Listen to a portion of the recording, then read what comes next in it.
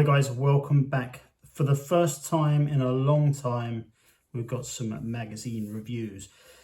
So issues 1 to 3 were already covered back in the trial run, which is a few months ago, so you can go back and catch up with them if you haven't seen them already. So today I got my delivery of new content. So over the next 3 days, I'll be reviewing issues 4, 5, and 6. And guys, I really want your input here. So would you prefer me for when I get my monthly delivery, should I review them individually or should I do one big batch review of that entire delivery? If you guys let me know, I'll happily take your lead on that. Usually when I review a few magazines at the same time, normally it feels a little bit rushed. So it's up to you guys. However you want me to do it, I will do it. So anyway, issue number 4. So we've got the magazine, we've got a battle mat, we've got some Scorpek Destroyers, and we get a Plasmacyte. Now assembling these dudes, to be honest with you, it was a harsh reminder of the fact that I hate assembling Necrons. The first Scorpek Destroyer that I almost wanted to destroy, it took me ages, and then the rest of it was fairly straightforward. But we'll have a look at the models in a minute. Obviously, anyone who's had Indomitus or one of the bigger ones of the 40k starter sets will already know all about them. But anyway, we'll get into those in a minute. Let's have a little whiz through the magazine. In this issue, murderous blade-limbed Scorpek Destroyers arrive upon your battlefield. You will learn the secrets behind the creation of the Space Marines and explore the terrifying dimension known as the Warp. Then, when you're done, you will build, paint and do battle with your Scorpek Destroyers. Get ready for your biggest game yet. Okay, so a little bit about these guys. Obviously, all the different things that put them together. Scorpek limbs, nihilistic degradation, hyperphase threshers is what those blades are called. Proboscis on the Plasmacyte. Interesting, many Necrons have descended into madness, but few are as utterly insane as Scorpek Destroyers. They have abandoned all ambition and hope, and instead they seek only to destroy organic life. They have had their bodies modified by cryptech engineers to make them lethally efficient killing machines. Necron nobles often use Scorpek Destroyers as shock troops, but they do not trust them. They fear the Destroyers' madness will be infectious, and some even worry about who the Destroyers will turn upon when their organic foes are slain. Then a little bit about the Plasmacyte. They remove corrupted programming from their fellow Necrons and inject it into the minds of the Destroyers. This enhances the Destroyers' insanity and drives their mindless slaughter to new heights at the risk of utterly destroying them. Okay, so we've got a battle record for these guys as well. So if anyone doesn't remember the first 3 that I reviewed, you get a battle record with each new unit. Okay, the creation of a Space Marine. Creating a Space Marine is no easy task. Every one of these superhuman warriors is a product of agonizing surgery, psycho-indoctrination, and decades of brutal training. It is a process so horrific that few survive. Such are the sacrifices mankind must make to defend the Imperium. Quite harrowing, really. Then we learn a bit about the Warp, destinations and demons. The Warp is a dimension of pure energy that exists outside of the fabric of reality, known also as the Imperium, the Immaterium, and the Sea of Souls, amongst other ominous names.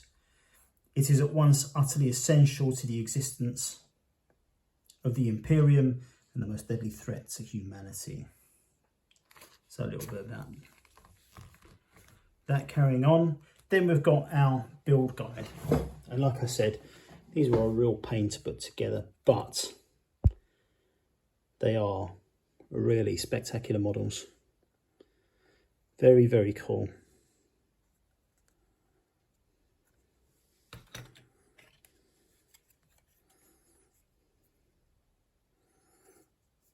So they're on a 40mm base. They don't feel very bulky though. Very cool. And then our Plasmacyte. Plasmacyte. Have I got that right? Cool. So like I say, fairly straightforward to put together.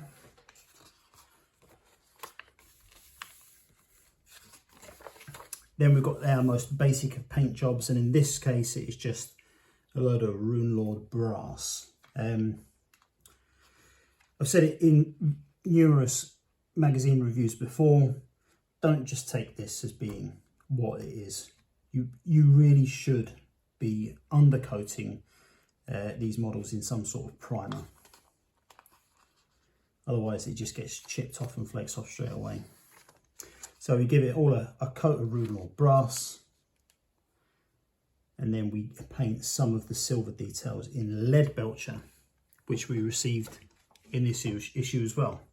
A little pot of lead belcher. It's good to see as well when the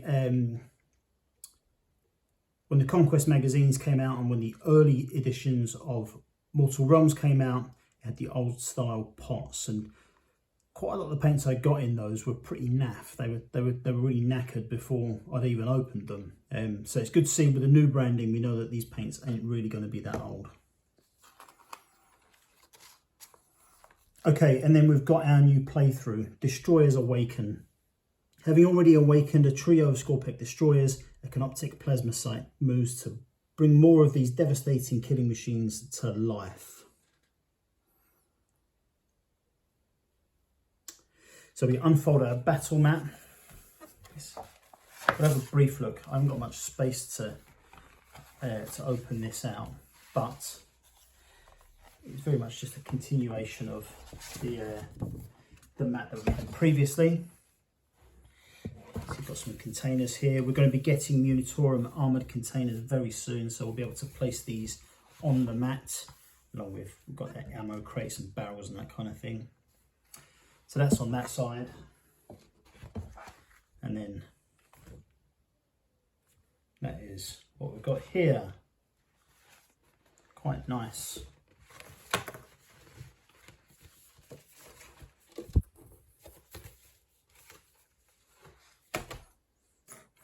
Okay, so we've got our Primaris Lieutenant and our 3 Assault Intercessors all along the leftmost side.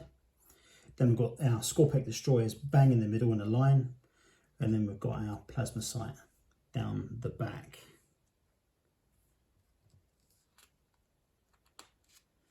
So for Scorpek Destroyers, Purge the Living. Having been roused from their slumber by a Canoptic Plasmacyte, the Scorpek Destroyers are consumed by the need to kill. Despite their drive for murder, they must protect the Canoptic Plasmacyte that it can bring more of their kind back online. So they need to protect the Plasmacyte. Assault Intercessors obviously need to destroy it. Destroy the Necrons. Having reunited with their Primaris Lieutenant, Assault Intercessors find themselves confronted by ever more deadly foes. The Destroyer cults stalk the darkness. They must destroy the Canoptic Plasmacyte before it can awaken more. It's got our really basic data sheets here, which is very cool. There's no abilities and that kind of thing on here yet. That will come in later issues. But again, gives us the brief description of what all this means. And it adds in the charge phase, which I think the charge phase was in there in issue 3 as well. It was a long time since I reviewed it. Space Marines go first.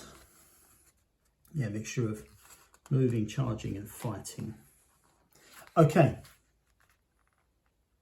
so very cool. So next issue we have got the Primaris Captain. The Primaris Captain, which is exclusive to this range, and I've already assembled him. So the review for issue 5 will be out tomorrow. I hope you join me for it. Thanks very much for watching, much appreciated. See you all soon. Take care.